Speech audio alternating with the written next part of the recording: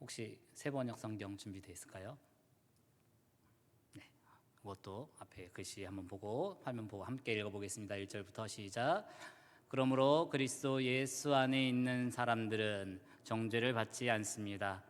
그것은 그리스도 예수 안에서 생명을 누리게 하는 성령의 법이 당신을 죄와 죽음의 법에서 해방하여 주었기 때문입니다. 육신으로 말미암아 율법이 미약해져서 해낼 수 없었던 그 일을 하나님께서 해결하셨습니다. 곧 하나님께서는 자기의 아들을 죄된 육신을 지닌 모습으로 보내셔서 죄를 없애시려고 그 육신에다 죄의 선고를 내리셨습니다. 그것은 육신을 따라 살지 않고 성령을 따라 사는 우리가 율법이 요구하는 바를 이루게 하시려는 것입니다. 아멘. 아멘. 이 저녁에 함께 하신 성도님과 가정에 하나님의 은혜와 평강이 가득하시길 간절히 소망합니다. 설명절 잘 보내셨지요? 네, 검은 호랑이의 기운을 잔뜩 받으셨나요? 9년 만에 설에 이제 눈이 내렸다고 합니다.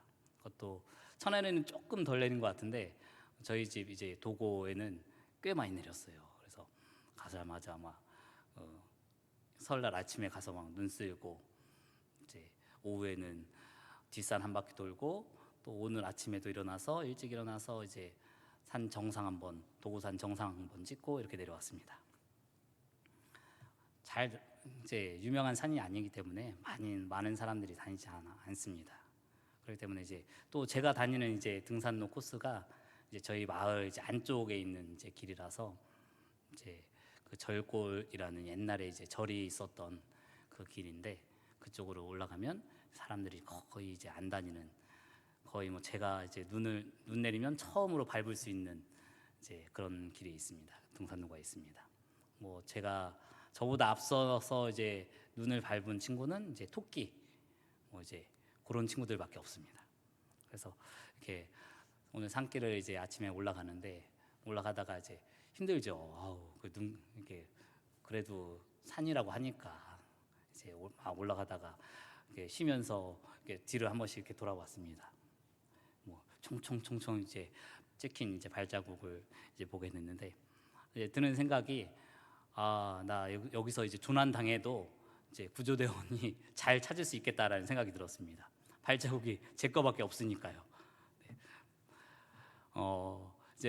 이제 그 길이 자체가 이제 어렸을 때부터 굉장히 저 열심히 다니던 이제 길이라서 이제 정상까지 얼마나 남았고 이제 어디에서 이제 쉬어야 될지를 이제 잘 압니다. 그 길이.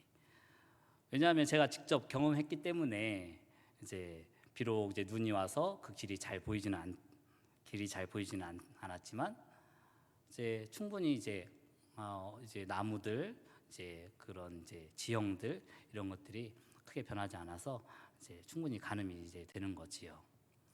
사도 바울도 그런 자신의 이제 신앙에 있어서 비슷했습니다.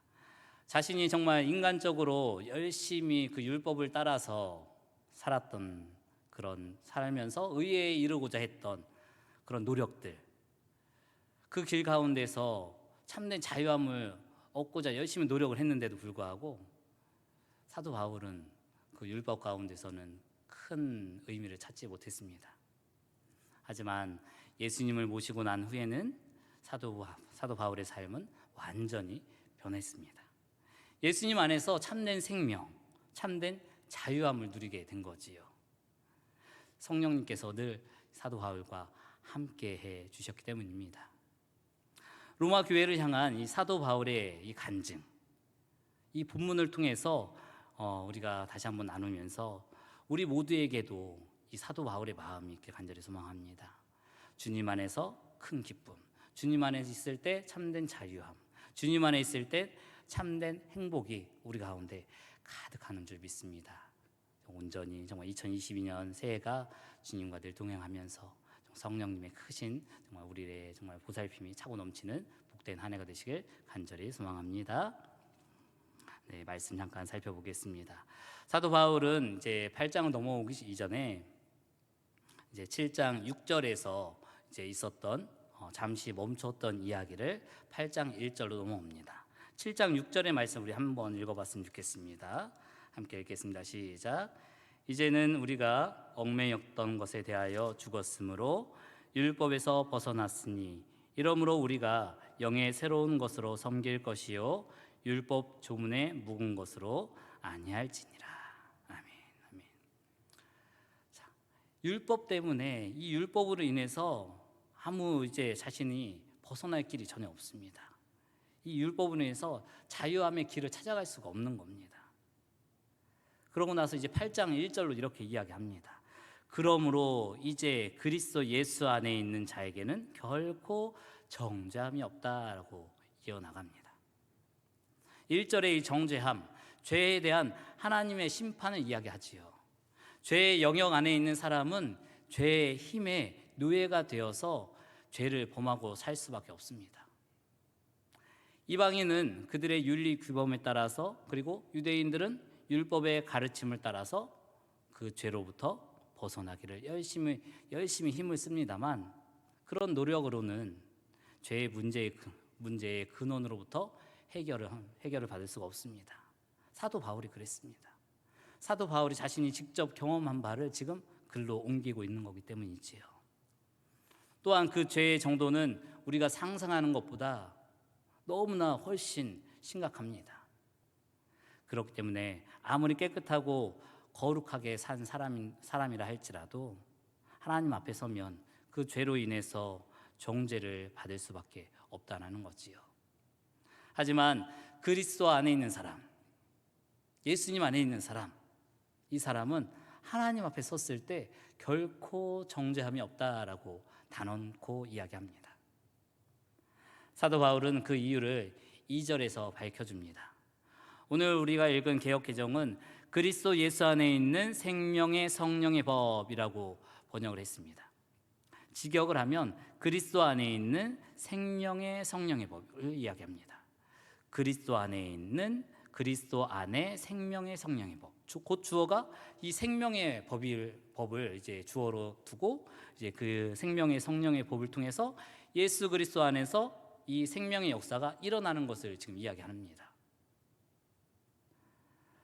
그렇기 때문에 이 성령의 법은 그리스도 안에 머물러 사는 사람들에게 바로 생명을 선사를 합니다.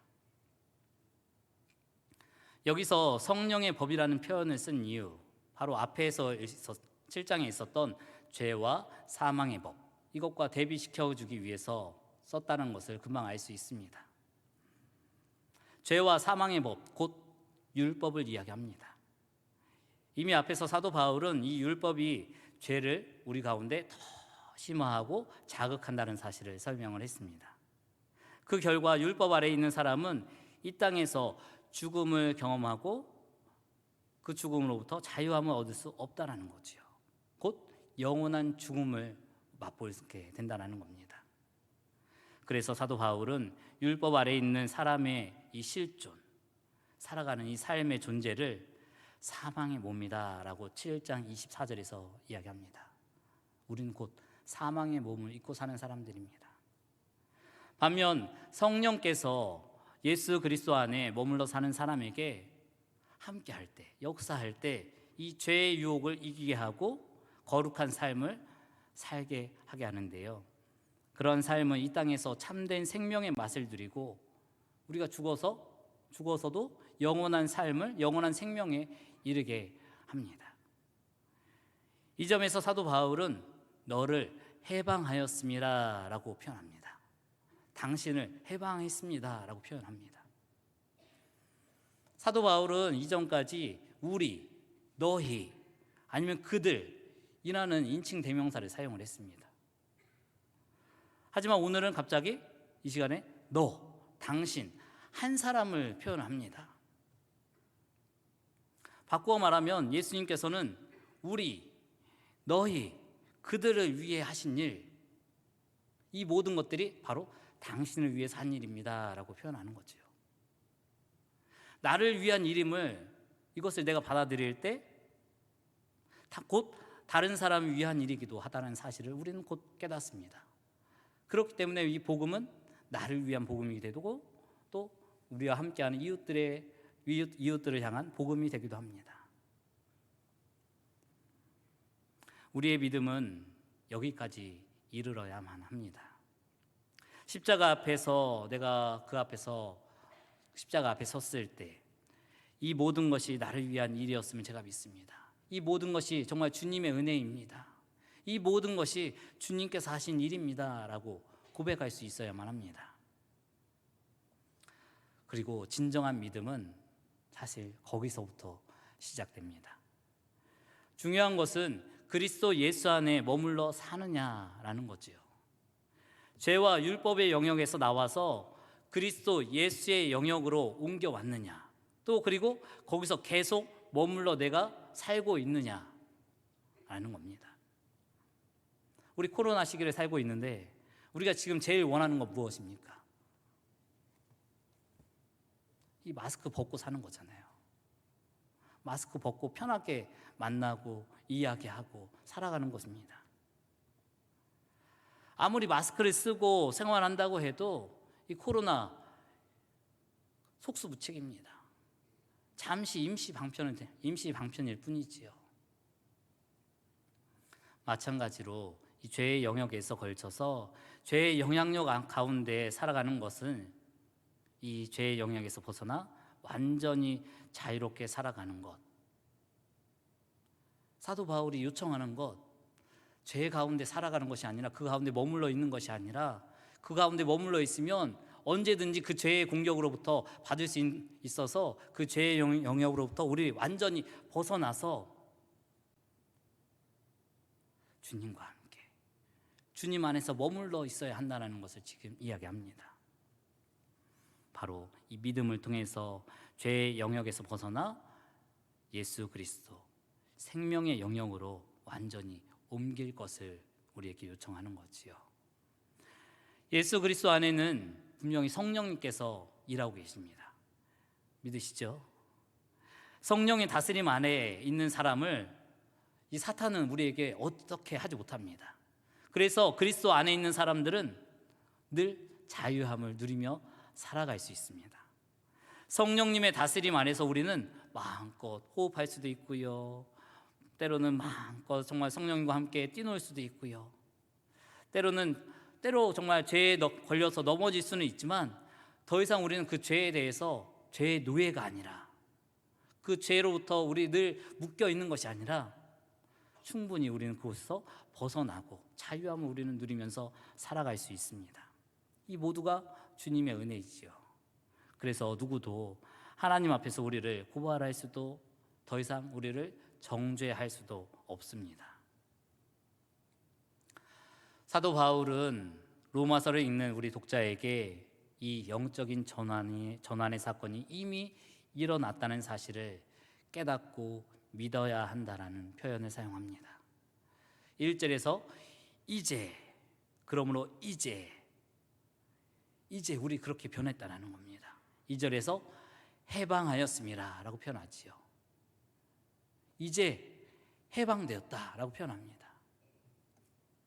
이미 그런 변화가 일어났고 그렇기에 아무도 그 사실을 의심해서는 안 된다라고 표현합니다.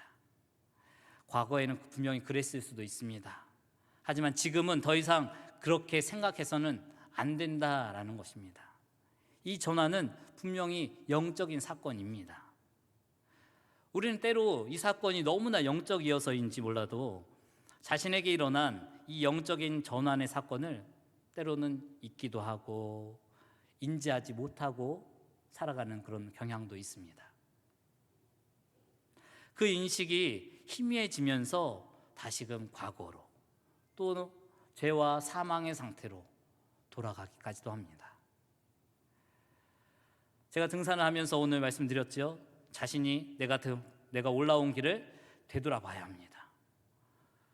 되돌아보면서 내가 올라온 길이 정말 잘 맞고 있는지, 그 올라온 길을 통해서 내가 받은 은혜가 무엇인지, 우리 또한 이 신앙의 길도 마찬가지입니다. 우리 신앙의 모습도 되돌아보면서 영적으로 뒷걸음질하지 않도록 뒤로 물러나지 않도록 해야 하는 것이 굉장히 중요합니다. 그러한 영적인 뒷걸음질이 일어나지 않게 하려면 우리는 이런 노력을 해야 될 겁니다. 첫 번째, 우리 자신에게 나에게 어떤 전환이 일어났는지를 다시 한번 기억해야만 합니다. 두 번째, 그 일을 일어나게 하신 하나님 아버지께 늘 감사해야 할 수 있어야만 합니다. 세 번째, 주님 안에 거하며 그 자리에 머물러 성령의 능력으로 살아가야만 합니다. 이것이 참된 자유의 삶입니다.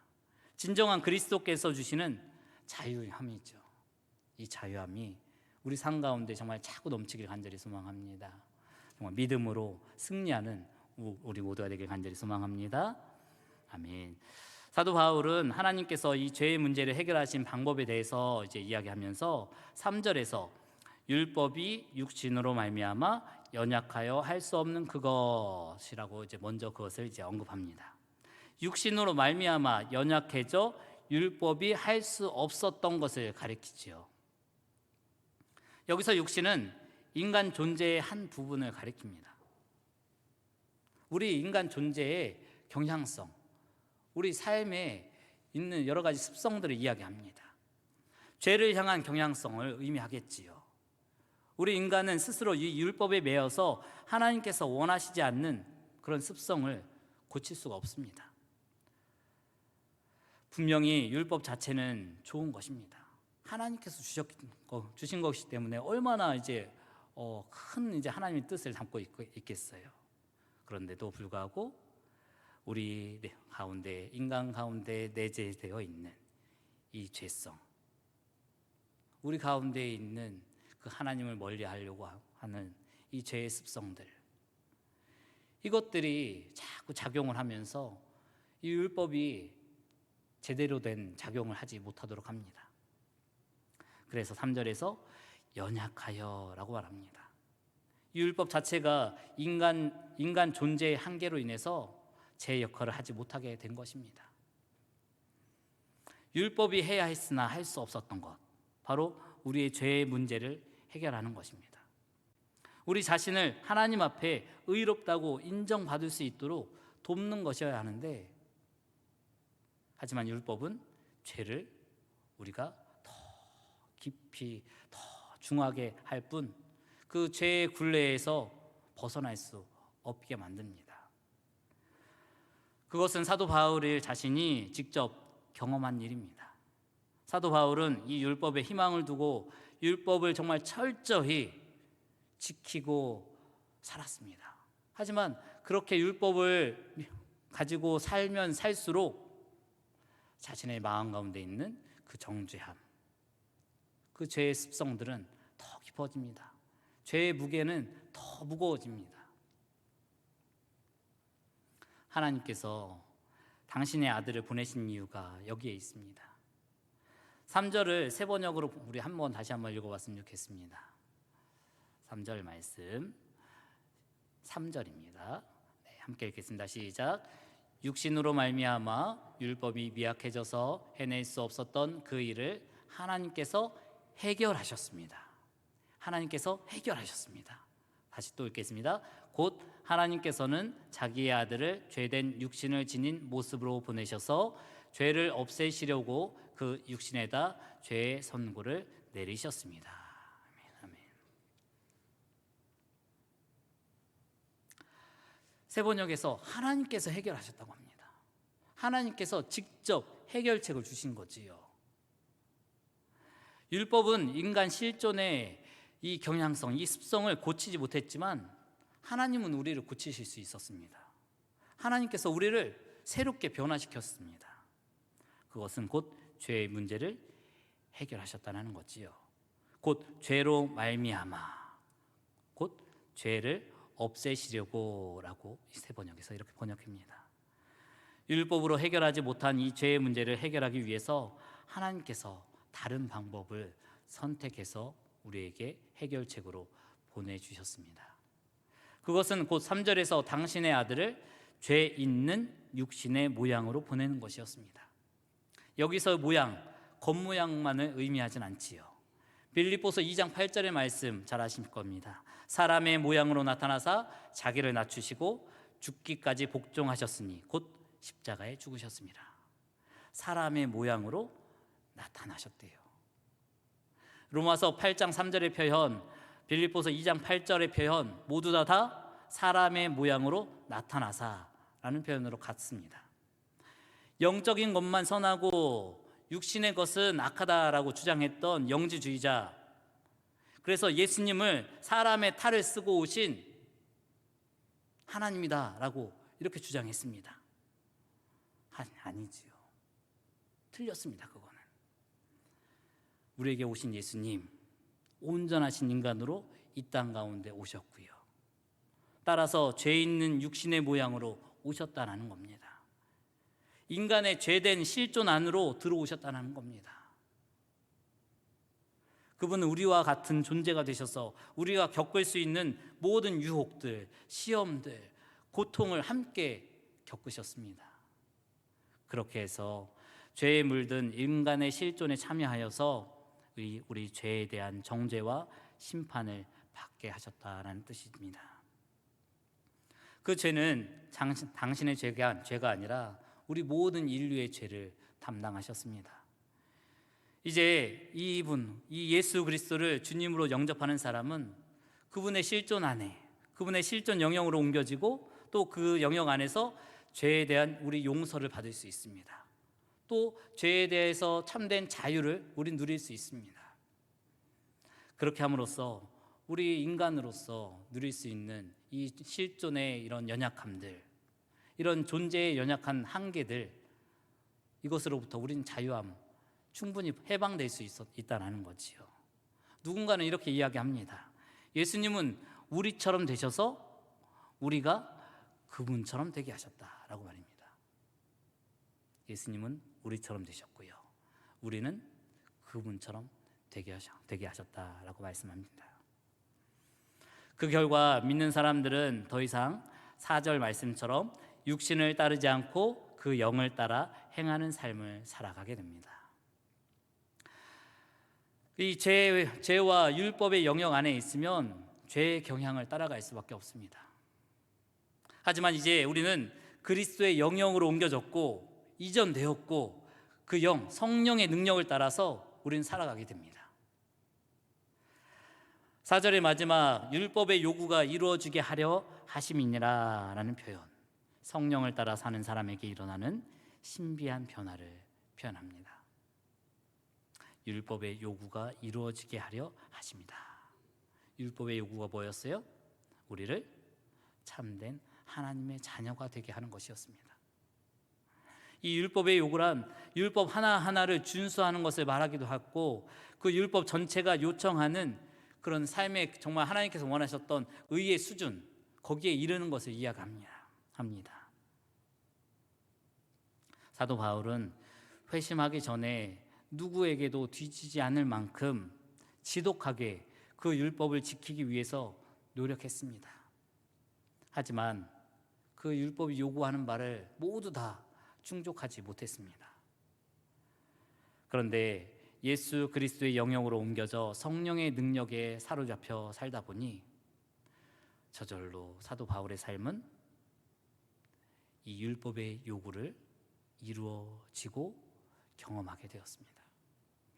물론 자신의 노력으로 욕망을 제어하고 굴복시켜야 할 때도 있었지만 그것조차도 성령의 도움으로 가능했다는 겁니다.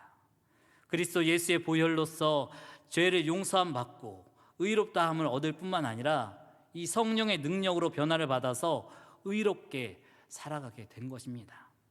바로 이것이 하나님께서 당신의 아들 예수 그리스도를 우리에게 보내신 그 대가, 그 이유라는 겁니다. 사도 바울은 이 모든 것을 가설로만 이야기하지 않습니다. 가설로 이야기하지 않습니다. 여러분, 이렇게 하면 이렇게 될 거예요. 이렇게 해보세요. 이렇게 될 거예요. 라고 이야기하지 않습니다. 이미 자신에게 일어나 자신이 경험했고 로마 교인들이 지금 경험하고 있는 그 사건들, 분명히 지금 일어나고 있는 사건입니다 라고 표현합니다. 이렇게 함으로써 그들에게 이미 일어난 이 영적인 변화를 보고 변화된 상태와 이 신분에 걸맞게 살아가도록 권면하는 거지요. 여러분들 지금 변했어요. 여러분들 지금 신분, 지금 옛날의 신분이 아닙니다. 예수 그리스도의 자녀, 예수 그리스도와 함께하는 하나님의 자녀 아닙니까? 그 신분에 맞게 지금 우리는 살아가야 합니다. 지금 그것을 요청하는 겁니다. 그것은 오늘 로마서를 읽는 우리에게도 지금 마찬가지로 들려야 하고 깊이, 마음속 깊이 새겨져야 하고 매일 매 순간순간 떠올라야만 하는 메시지입니다. 그럴 때 우리의 매일의 삶 가운데 변화된, 우리 정말 이 삶 가운데 누릴 수 있는, 정말 우리 삶 가운데 정말 만끽할 수 있는, 경험할 수 있는 하나님의 함께 하심을 우리 누릴 수 있다는 겁니다. 그 은혜의 축복이 함께하는 우리 모든 성도님과 가정에 함께 하시기를 정말 주님의 이름으로 간절히 축복합니다. 아멘. 우리 함께 찬양했으면 좋겠습니다. 찬송가 245장 함께 찬양합니다. 찬송가 245장입니다. 잠시만요. 254장입니다. 254장.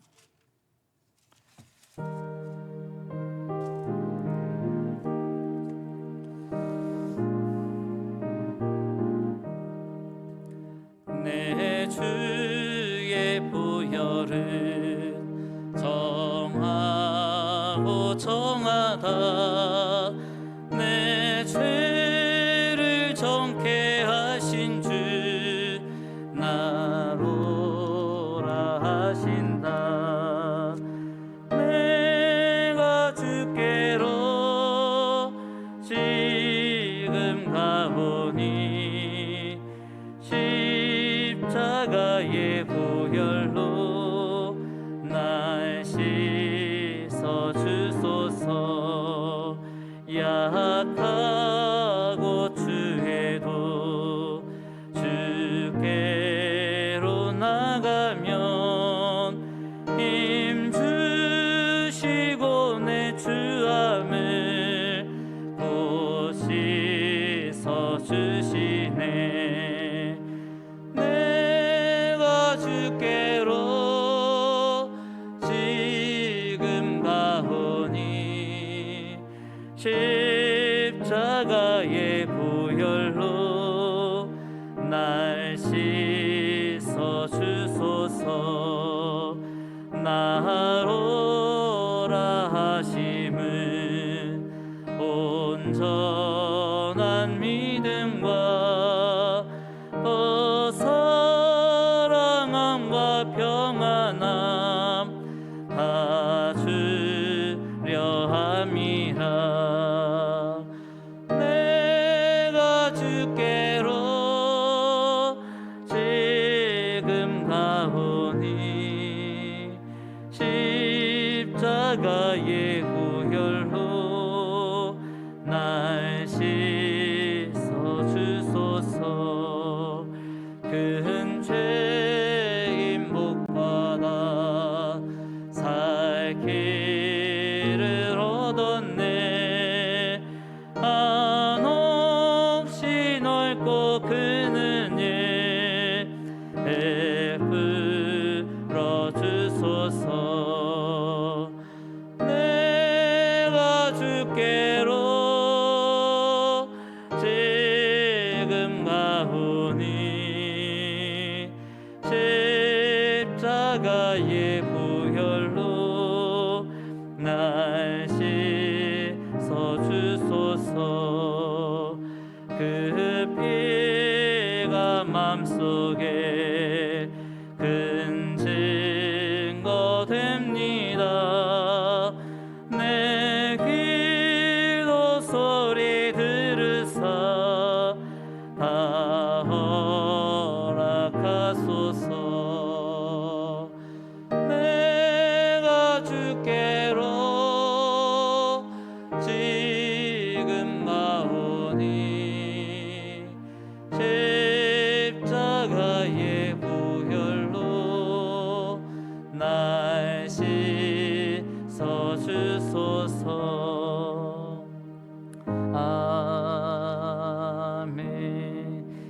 함께 기도하길 원합니다.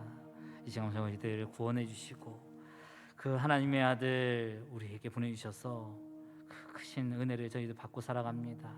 그런데 자꾸 있습니다. 자꾸 잊어버립니다. 우리가 정말 저희들 주님 안에 정말 주님 안에 늘 머물러 살길 원합니다. 이 시간 붙잡아 주시고 늘 깨닫게 하여 주시고 우리 항상 주님과 늘 그 주님의 은혜 가운데 살게 하여 주시옵소서. 이 시간 주님의 이름 한번 부르고 기도하겠습니다. 주여, 참 좋으신 주님, 이 시간 저희들 붙잡아 주시옵소서. 아버지 함께 해주시길 간절히 원합니다. 주께서 함께 하시고 주의 보혈 은혜 가운데 저희들 지켜주시길 간절히 소망합니다. 이 시간 정말 저희들 온전히 정말 저희들 하나님의 자녀 삼아 주셨고 그 은혜 가운데 살아갈 수 있는 은혜로 허락하셨습니다. 그런데 우리 자꾸 있습니다. 주님, 그 주님의 은혜를 찾고 있습니다.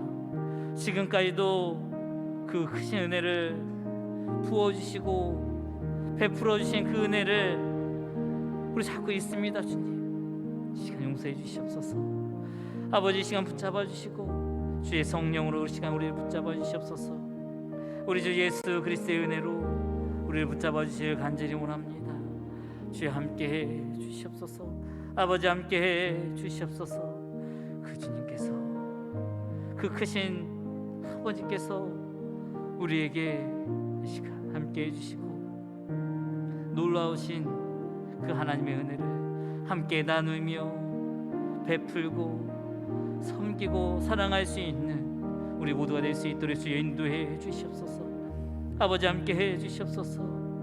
저희들 그 주의 보혈의 은혜가 그 성령의 은혜가 매일매일 차고 넘치는 우리 삶이 될 수 있도록 인도해 주시옵소서. 아버지께서 부어주시지 믿습니다. 아버지, 2022년 이제 설 명절도 지나갔습니다. 주님, 다시 한번 믿음으로 우리 다시 한번 온전히 정말 주 앞에 전진해 나아갈 때입니다. 우리의 삶이, 우리의 무너졌던 마음이 다시 한번 회복되어지고 다시 한번 주 앞에 온전히 주님께서 우리를 위로해 주시고 회복시켜 주셔서 그 주님을 찬양하며 주의 복음을 전하는 데 부족함이 없는 저희로 인도해 주시옵소서. 주여 함께해 주시옵소서.